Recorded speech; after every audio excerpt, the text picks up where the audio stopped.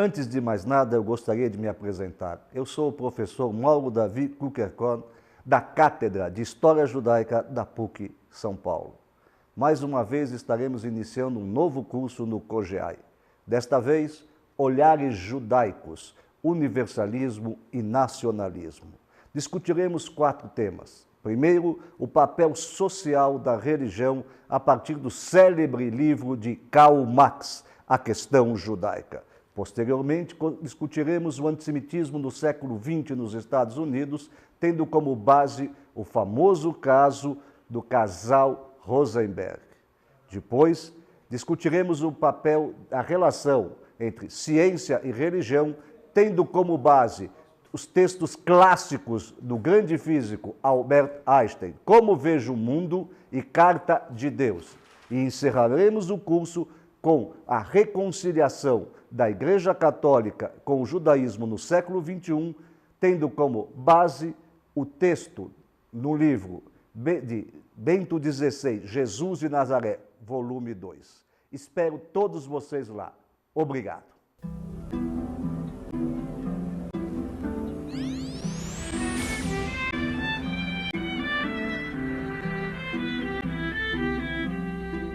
Nova Estela Ciência e Debate, um programa da TV PUC São Paulo, um programa gravado no estúdio da TV PUC, aqui na Monte Alegre, a PUC mais conhecida, mas que tem o apoio de uma outra PUC na cidade de São Paulo, a PUC Marquês de Paranaguá, do outro lado da Consolação, pertinho da Praça Roosevelt, uma pequena ilha verde, que eu convido nossos telespectadores a conhecerem, e é onde acontecem as atividades do programa de História da Ciência, que deu origem ao nosso Nova Estela aqui na TV PUC há muitos anos.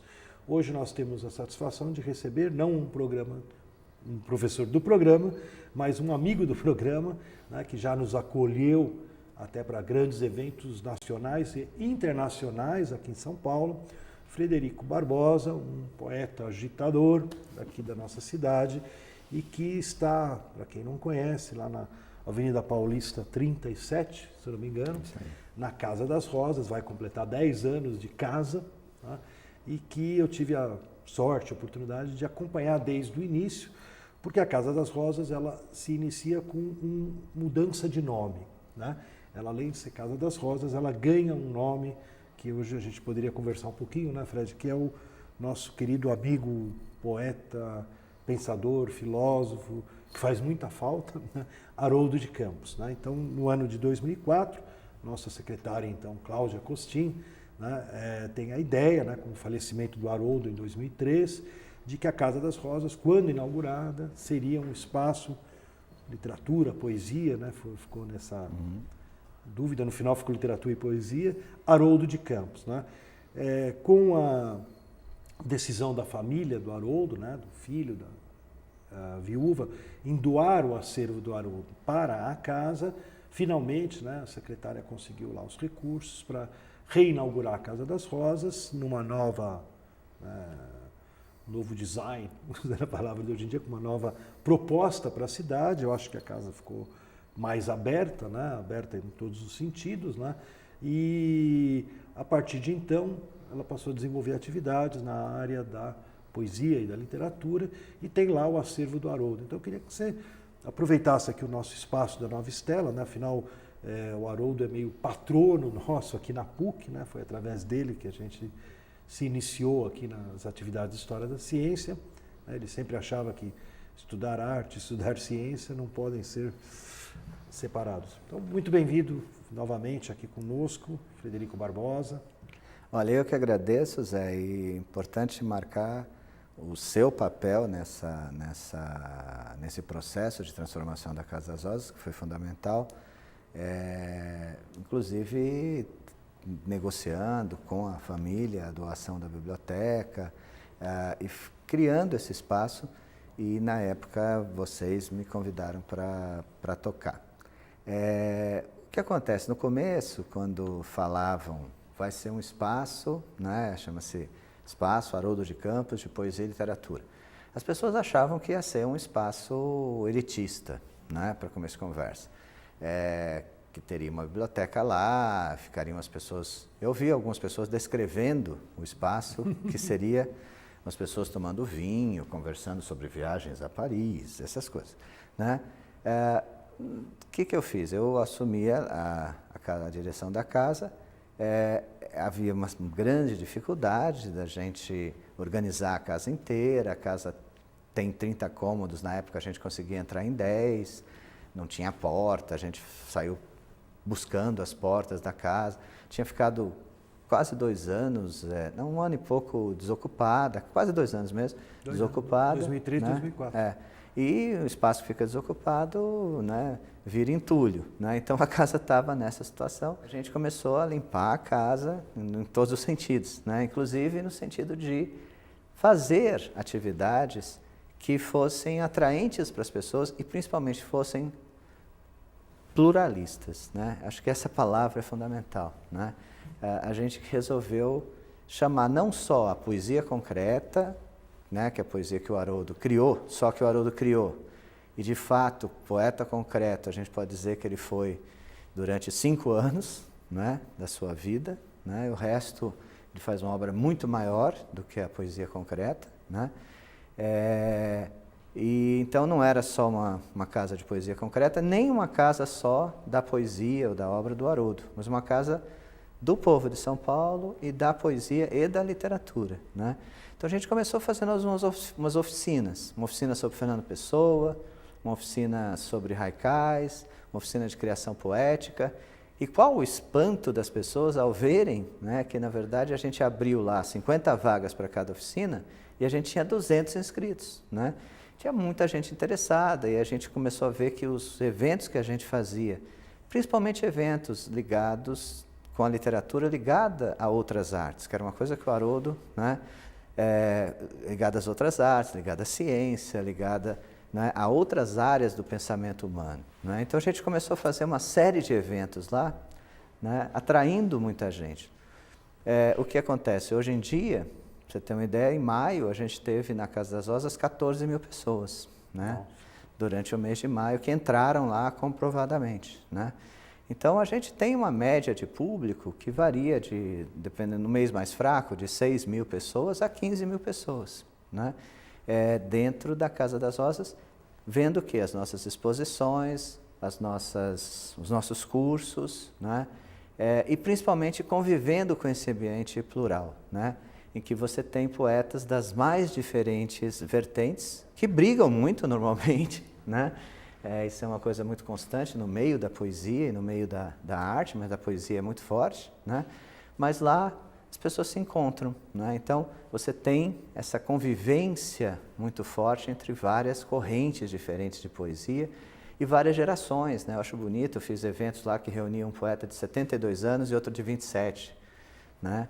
Conversando sobre poesia, e descobriram que eram irmãos praticamente, cuja poesia era muito parecida, né? Então isso acontece frequentemente.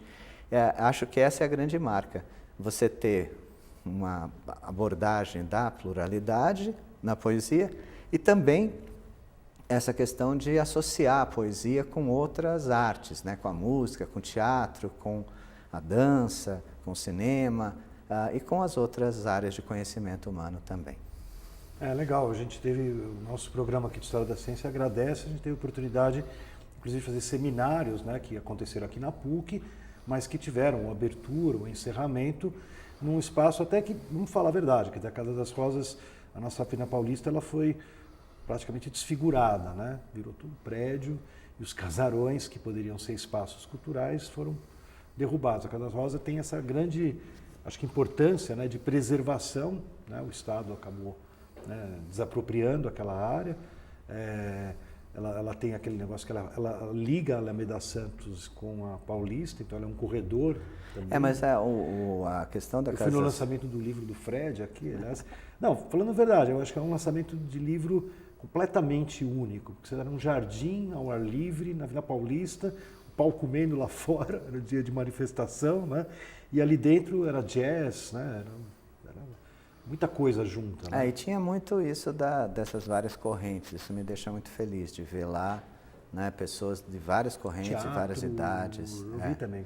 Muito. Agora, a questão da preservação da Casa das Rosas é muito importante, né? O que aconteceu lá, que é um fenômeno, não diria único hoje, já aconteceu em outros lugares no Brasil, mas muito raro, infelizmente. A Casa das Rosas ia da Paulista até a Alameda Santos, um quarteirão inteiro. Era o lote original de divisão da Avenida, de loteamento da Avenida Paulista de 1900, tá? Foi comprado em 1900. Então, ela ia da Paulista até a Santos. Foi tombada. Então, a princípio, você não poderia mexer em nada, né, da Casa das Rosas, desde a Paulista até a Santos. Só que fizeram o seguinte, imaginaram a seguinte situação, destombar a parte de trás, a parte que dá para a Alameda Santos, né, e passar para o Estado a casa na frente e os seus jardins, tá? E a mesma empresa que construiu um prédio atrás, um prédio super moderno, requintado, etc., com todos os luxos da modernidade, essa mesma empresa restaurou a casa e passou isso para o Estado, né? Então, o que é que você tem? Você tem tanto progresso, se é que a gente pode chamar de progresso, mas enfim, modernidade. A modernidade, né, no prédio e a preservação do passado, né? Eu fico imaginando se isso tivesse acontecido em todas as casas da Avenida Paulista, né? Você sabe que aqui, Fred, aqui em São Paulo, teve um outro lugar que aconteceu isso, mas ainda não chegou na receita Casa das Rosas. Aqui na Faria Lima, na Nova Faria Lima, tem um prédio novo que foi construído. Se você olhar da Joaquim Floriano, você enxerga ele no fundo, porque ele é gigante, ele não é tão alto, mas ele é muito grande na sua extensão horizontal. E embaixo dele tem uma casa Bandeirantes, uma das casas que tem uma lá em Pinheiros, tal. A casa também foi feita a mesma parceria, a empresa. A única diferença é que você chega no domingo, como a casa ela está na parte posterior e não tem a entrada pelo outro lado, não sei porquê, eles fizeram um muro ali, que seria a Rua Iguatemi, antiga. Eu simplesmente, todo dia eu fui lá no domingo e falei, eu quero visitar a casa. Não pode, porque está fechado o prédio, né? Então, é isso que eu ia falar, a receita é parecida, mas ela não chegou. Porque o bacana da Casa das Rosas é que você vai no feriado, né? Às vezes estou com gente, professores, não é nem um evento que eu estou fazendo na Casa das Rosas, mas eu tenho a satisfação de levá-los e chego na Casa das Rosas, está rolando 1000 coisas, então, que eu nem programei, né? Simplesmente a gente vai lá e as coisas estão acontecendo, né? Ela tem uma... É uma atividade absolutamente ensandecida, praticamente, com a nossa equipe. Para você ter uma ideia, a Casa das Rosas ela fica aberta de terça a sábado, das 10 da manhã às 10 da noite, né? E não é que ela fique aberta só para exposição, ela fica aberta o tempo todo, né? Então, quando tem exposição, quando não tem, as pessoas podem ir ver a casa como o que a gente chama de museu de si mesma, né? Para ver como é que era uma casa em que as pessoas moravam, construída entre a década de 20 e a década de 30, né? E pelo escritório do Ramos de Azevedo. Então, essa parte arquitetônica, histórica é muito importante. Então, as pessoas... Por si só já é um passeio. Por si claro. só. E agora a gente tem atrás um café e um restaurante que abriga as pessoas vão lá e ficam no café, o café é sempre hiperlotado. Aliás, é uma coisa interessante, as pessoas que vão ao café nós não contamos como visitantes, tá? Para você ter uma ideia, esses 14 mil que eu falei, só quem entra na casa mesmo, né? No jardim a gente não conta porque... O café já é um anexo... E tem uma passagem ali, né? Que é isso que é uma coisa interessante, que da lei de tombamento lá, do período em que foi feito, que determinou que aquilo é uma servidão de passagem. Significa o quê? Que é ótimo. Nunca pode ser fechada, né? Então, hoje em dia, à noite, de madrugada, a gente fecha com a situação que a gente enfrenta em São Paulo, mas, a princípio, ali não pode ser fechado. Então, se você quiser atravessar da Paulista a Santos, você tem esse direito de fazê-lo, né? Então, fica sempre aberto lá, desde de madrugada, cedinho, até 11 horas da noite. Aliás, você mencionou uma coisa, Fred, eu sou paulistano, né? E eu passei quase 20 anos da minha vida na Avenida Paulista, você está completando 10, né? Mas eu estava na ponta oposta, né? Que era um espaço diferente, que era comércio, era a minha livraria Belas Artes, que também tinha o Haroldo de patrão, né? Curioso, tem vários livros lá na biblioteca, lá na tua biblioteca do Haroldo, na Casa das Rosas, que tem o selinho da Belas Artes, porque ele era um dos melhores, inclusive, clientes, né? Ele comprava tudo que ele queria, a gente trazia livro da Inglaterra para ele, da França. O Haroldo, né, ele tinha uma capacidade de ir achando, né, achados, né, que ele fazia, por isso a coleção dele é extremamente especial. E eu acho bacana a gente dizer a importância da forma como o Estado acolheu a coleção, com todas as dificuldades, né, que eu sei que você viveu, enquanto uma unidade, né, porque o problema daquela biblioteca, ela poderia ter sido doada para outra instituição, para a PUC, para a USP e tal, mas ser fragmentada em várias bibliotecas, a parte de ciência iria para a ciência, a parte, né, porque o Haroldo é interessante, por exemplo, eu acho livros aqui de professores do programa de História da Ciência comentados por ele, quer dizer, ele, como você falou, né, o Haroldo era uma pessoa que na sua produção poética, né, ele incorpora conceitos, ideias da história da ciência, do passado da ciência, né? Então, e a biblioteca está lá, né? Aliás, como você falou, não é o espaço que se falou, né, para falar mal, né? Vai virar um espaço elitista, tudo, mas ele também inclui o acervo do Haroldo, né? Não, e é um acervo, foi catalogado, foi inteiramente tá catalogado, online, né? Tem os 20 mil livros, está online, as pessoas podem entrar no blog da Casa das Rosas, tem um link lá, né? Para o acervo do Haroldo. Então, muito completo, viu, Fred? Só para te reconhecer o que existe, né? As pessoas no Brasil só acontece coisa ruim, né? Não só está catalogado, como se o livro tem um rabisco do Haroldo, né? Está escrito ali, né? A pessoa já sabe o que ela tem dentro da obra, né? Não, é um processo de catalogação de que eu me orgulho muito, você acompanhou o tempo todo, você sabe que às vezes não era fácil, mas a gente tem esse tudo catalogado. E principalmente isso, todas as anotações, né? Se tem alguma coisa ali, está anotado, em que página do livro está, se autografado, se não é, etc. e tal. Então, assim, realmente é uma catalogação que é muito boa, né? Muito bem feita. Então, está online, então as pessoas podem, de qualquer parte do mundo, saber o que a gente tem lá. É claro que se quiserem consultar, tem que vir à Casa das Rosas. E qualquer pessoa pode requisitar ver um livro lá, né?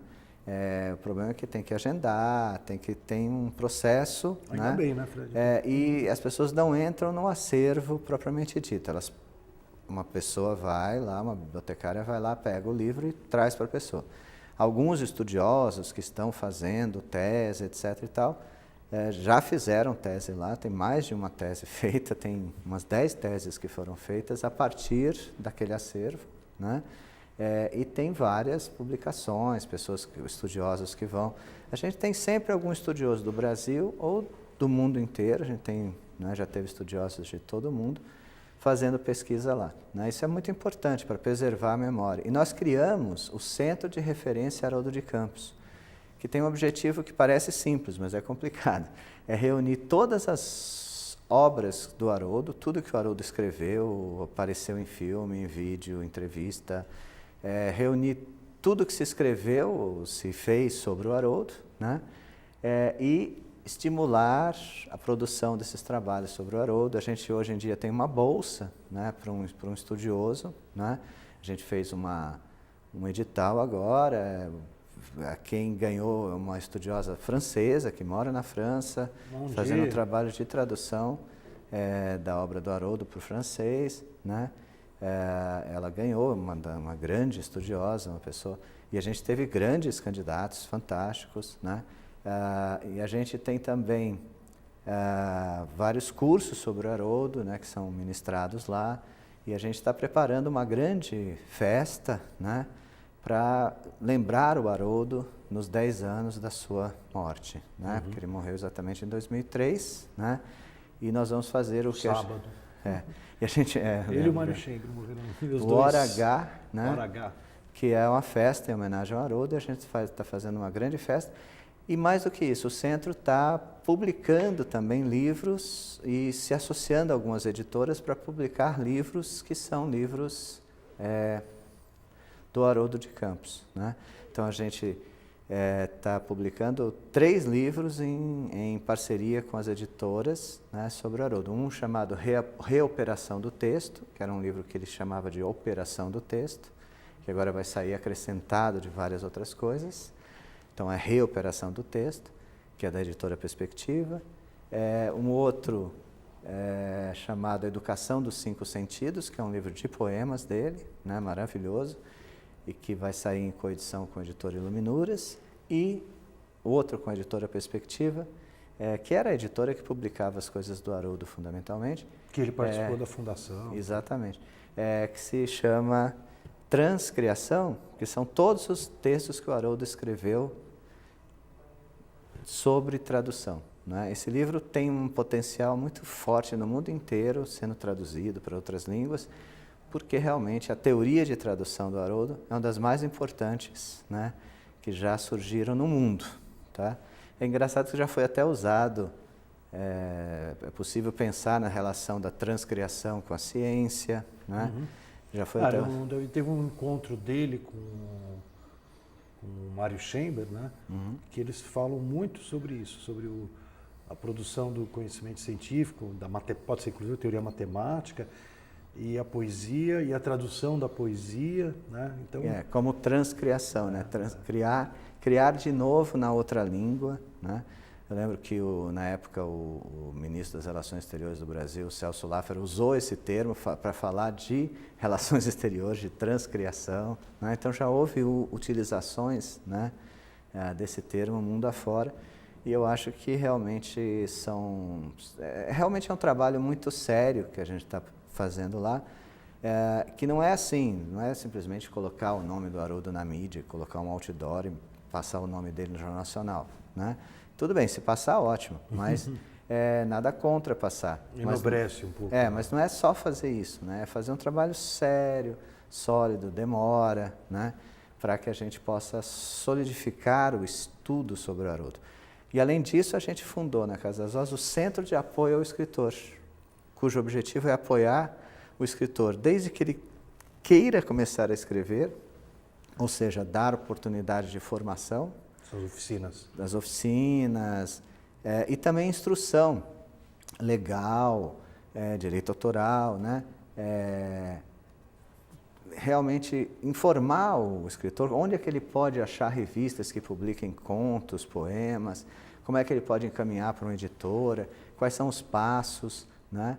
Então, desde o sujeito que quer escrever, depois o sujeito que já escreveu e quer publicar, e até o que já publicou e que quer difundir a sua obra, quer divulgar a sua obra, como fazê-lo. Então, é apoiar realmente o escritor, não dando dinheiro para ele, que é o que as pessoas pensam no primeiro, mas é dando uma coisa que eu acho que vale mais, que é conhecimento, né? Ajudando as pessoas a entrarem nessa batalha da literatura. Aproveitar um gancho, Fred, já que você está nesse bloco aí de reflexão sobre esse papel também da casa, né, de incentivar o escritor. Eu não sei se eu estou enganado, assim, mas eu sinto que a gente tem um certo boom de pessoas querendo escrever, publicar, ou é impressão minha? Outro dia saiu uma matéria assim, os últimos românticos, sobre a quantidade de editoras que estão surgindo, até pela facilidade eletrônica, tal, e que não estão muito ligadas se tem mercado ou não tem mercado. Mas estão surgindo por quê? Porque tem muita gente querendo publicar, não sei. Nós vivemos um mundo absolutamente revolucionado e em revolução. A indústria editorial está sendo chacoalhada, não tem a menor dúvida. Assim como a indústria fonográfica foi praticamente extinta, né? A indústria editorial está tendo que se adaptar, né, aos novos tempos. Então, hoje em dia, é muito comum fazerem tiragens pequenas, né, on demand, só aquilo que o cara quer, né? E acho que a tendência no futuro é isso, quer dizer, você não tem mais um estoque lá, tem nem mais espaço para fazer uma edição de 10 mil exemplares e guardar, quando é que põe o estoque? O espaço está virando uma mercadoria muito preciosa, né? Então, as pessoas colocam na internet, com 5 cliques você consegue colocar um livro publicado. Não, 7, na verdade. 7 cliques, você publica um livro hoje, né? E você pode publicar assim, quer publicar? Faz um e-book e deixa lá. Você que dá o seu preço, você que diz quanto é que vai cobrar, né? E deixa lá, não vou dizer o nome, tem algumas empresas, né? Não tem uma só. Tem brasileiras, internacionais e tal. Cada vez mais. Que fazem isso, né? Então, de repente, eu gosto disso, eu acho interessante, porque eu acho que assim, democratiza o acesso, né? As pessoas podem colocar. Tem alguns problemas, por exemplo, dificulta muito, democratiza a publicação, mas dificulta muito a promoção do livro, né? Porque você publica num mar de coisas, né? E como é que o seu livro aparece. Né? É difícil aparecer hoje em dia. Não tem mais espaço em jornal, os jornais estão acabando. Quer dizer, a gente está vivendo mesmo um momento de transformação. Para onde vai dar? Não sei, só sei que está transformando. Eu fico às vezes pensando assim, né? O Chamber e o Haroldo foram embora, né? O Haroldo, como você falou, 10 anos, o Chamber já vai fazer 20 e poucos anos, né? E são pessoas interessantes porque vai ser bacana em algum momento, e vai surgir, né, outros Chambers, outros Haroldos, né, para a gente conseguir refletir um pouco sobre esse momento que a gente está vivendo, que, como você falou, é um momento bastante distinto do que a gente viveu até agora, né? Especialmente para a palavra, né? Eu tenho uma teoria que é assim, que o século em que o ser humano mais se modificou, em termos de vida cotidiana, está compreendido entre 1857, o marco é Madame Bovary. Leia Madame Bovary e veja o mundo que as pessoas viviam em 1857, e 1957, quando quando você nasceu, por causa disso, não, também. Quando os russos lançam o Sputnik. Né? Quer dizer, de 1857, naquele mundo de Madame Bovary, até o homem chegar ao espaço, 100 anos. Esses 100 anos foram de total, radical transformação. Depois de 57, até 2000, 97, por aí, a coisa era muito lenta. Né? Então, nós que nascemos nessa época, né, vivemos um mundo que não mudava muito. Não foi uma grande diferença a década de 70 para 60, para 80, para 90. E agora pegou fogo de novo. Agora pegou fogo. Né? Então, isso é uma coisa interessante. Né? Você pensar assim que de certa maneira, as modificações elas têm um ritmo próprio. Né? Certamente, essas modificações que eu estou falando que acontecem de 90 para cá, não aconteceram em 90, já estavam sendo gestadas a partir da década de 40. Fred, eu vou te interromper mais uma vez, lamentavelmente, o tempo da televisão ele é muito estranho, ele acaba rapidinho. A gente vai voltar, acho que teria mais reflexões aí sobre a poesia, a ciência, o Haroldo. E Nova Estela se despede, mais um programa, sempre trazendo um bom debate, uma proposta para que a gente consiga refletir o mundo, ainda mais agora, como o Fred falou, com tanta transformação, para que novas estrelas apareçam no céu e iluminem as mentes no século XXI.